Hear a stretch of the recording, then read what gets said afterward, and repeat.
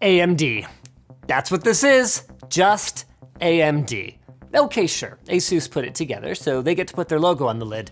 But under the hood, it's got an AMD Ryzen 5900HX 8-core processor, an AMD chipset, and an AMD Radeon RX 6800M GPU with an AMD Chosen FreeSync Premium panel running at up to 300 Hz. Also, it's got AMD Smart Access Memory technology, allowing the CPU to access all of the GPU's memory, and AMD Smart Shift technology, which dynamically allocates power between the CPU and GPU depending on the load. That's a lot of AMD. But how does it all come together? And can they truly make Team Red a viable option for gamers on the go? Like who go to school, or have divorced parents, or need to carry their computer around with them for some other reason? Reasons like our sponsor, Crucial. Crucial has been making high quality RAM and SSDs for over 20 years, and with their Crucial System Scanner tool, finding the perfect parts for your system is now easier than ever. Check out Crucial at the link in the video description.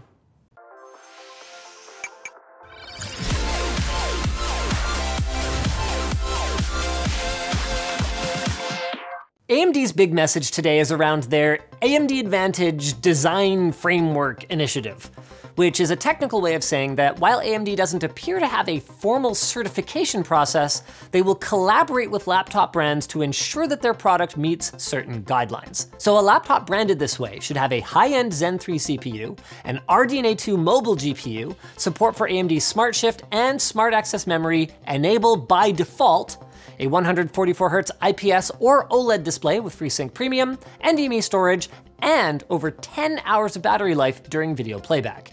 You can think of it kind of like Intel's Ultrabook platform back in the day, except it's for Chungus gaming laptops instead. And the ASUS G513 Advantage Edition is one of the first laptops to roll out of the program. Which is all fine and good, but the big news here is like, what? A competitive high-end mobile AMD GPU? Yup. This puppy packs a Radeon RX 6800M, which would theoretically make this capable of 4K 60 FPS gaming, if we bought into the marketing.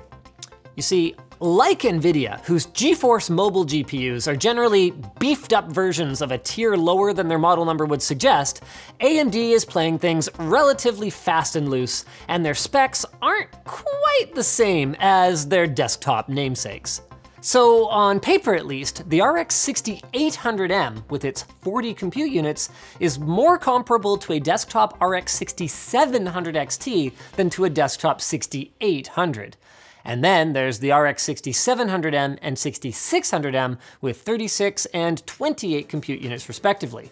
And neither of those look like anything we've seen from AMD to date, probably because they didn't bother launching the low-end desktop cards that they had planned for those GPU cores because of the ongoing silicon shortage, though AMD would neither confirm nor deny. The 6600M in particular looks a little anemic, but then we've also seen the 6700 XT perform surprisingly well on the desktop despite its compute unit deficit. So maybe there's more to the story. And there almost certainly is. You might recall us mentioning that Nvidia's RTX 30 series mobile GPUs are actually misleading in their own way. The thing is, an RTX 3080 can have all the CUDA cores in the world, but if the clock speeds are limited by a power or thermal constraint, performance is going to suffer. And the sheer number of laptops out there with TDPs that were well below what the 3080 needs to stretch its legs created so much confusion in the marketplace that Nvidia yielded and started amending the rated TDP of the GPU to their laptop spec sheets. So then AMD might use lower tier chips, but they're also making a big deal out of setting firmer power guidelines by explicitly stating that the RX 6800M, for instance, is 145 watts and above. Though, with that said, what the heck is this up to nonsense on the 6700M and the 6600M? AMD, please! You can't just do better than Nvidia for one SKU. You gotta be consistently better.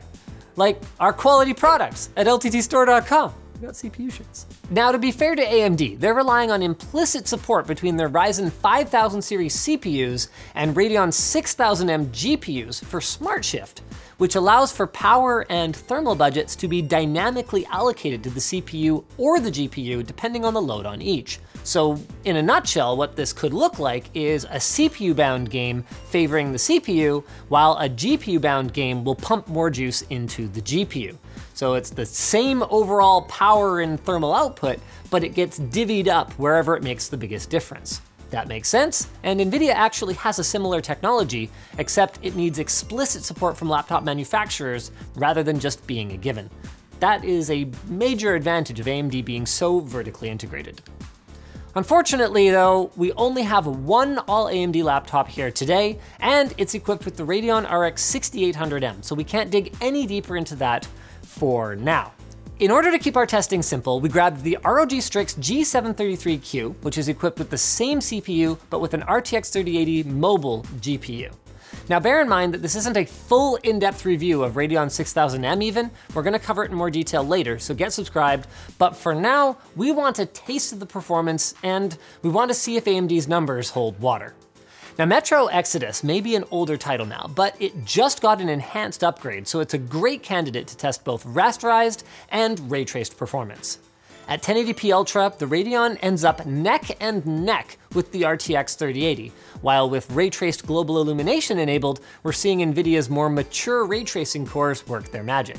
Still though, we're within about 13%, so it's not like this is a catastrophic loss for Team Red. It does get a little worse in the Enhanced Edition, but for an exploration-heavy game like this, it is still plenty playable. Something we couldn't have said about a high-end AMD laptop ever.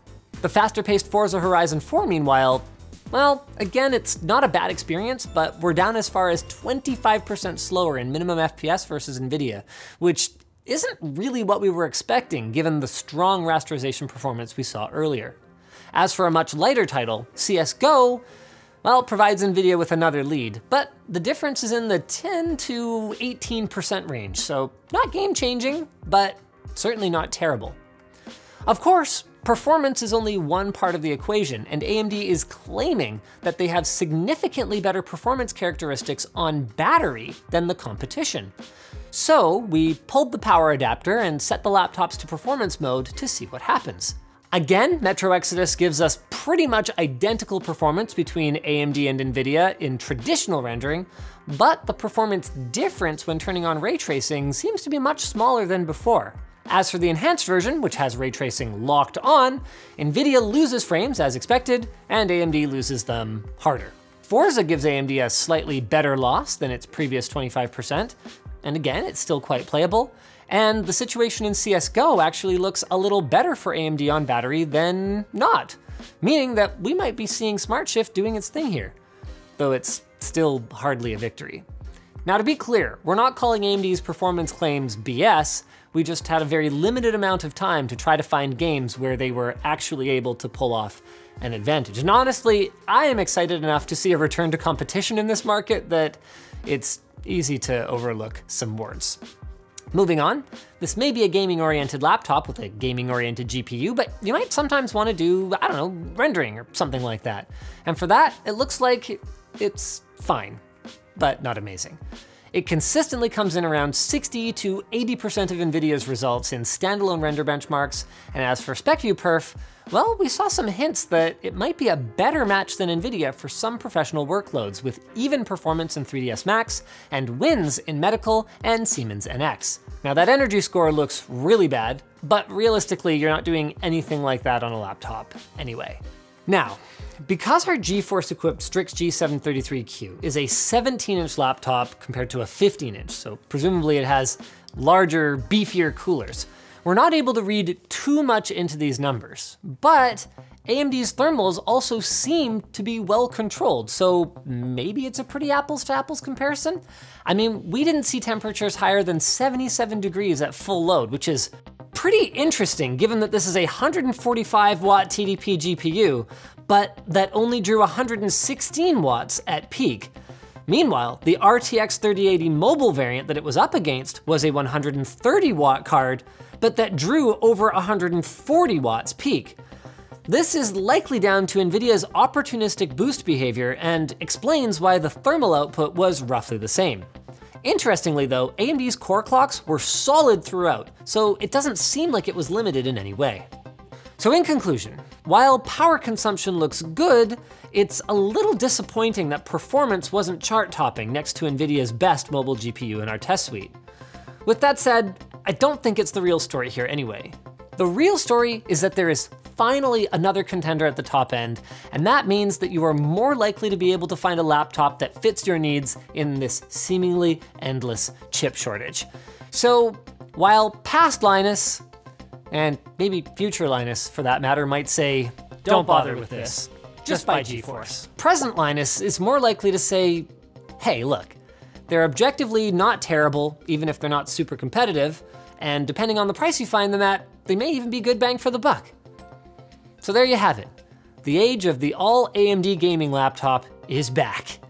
Or here for the first time ever. And I'm ready for it. Just like I'm ready to tell you about our sponsor, Setapp.